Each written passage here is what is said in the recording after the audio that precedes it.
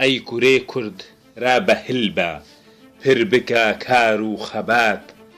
رێمەدا دژمن بجارێک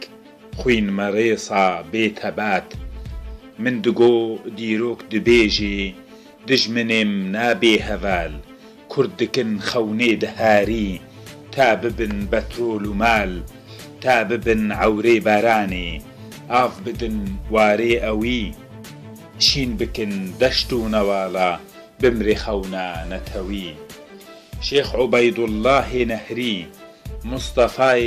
بارزان ئەڤ نەرین بوان خۆش خویا بوون وەک ستێرێ لە ئاسیمان شێخ سەعید قاضی موحەممەد وان بخوینە خۆ دگۆت ئەڤ وەڵاتی کورد هەڤالنۆ مەگەیان بۆ وی فرۆت کوردستان وارەک بووهایە تەف دەزێرە و مەرمەرە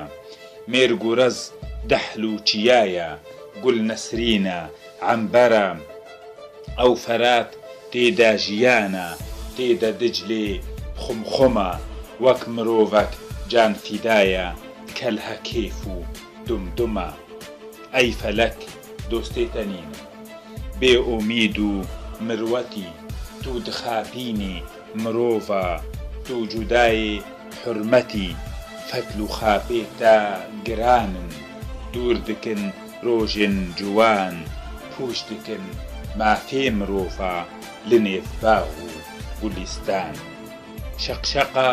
مێر و لە هەنگە تۆز و دوومان گورد دکرد بابلیسۆکەک سۆر درابوو قەحفێ دژمن هل دکرد ئەو سینۆرێ سەیکەبیک و تەبلی خەنزیرێ لەسەر بوون دبن بێلاڤێ مێرە قیز و خۆرد ji her dever îro lawê kurd xuyana war bixwînê av dana cund û komandos disojin can fîdana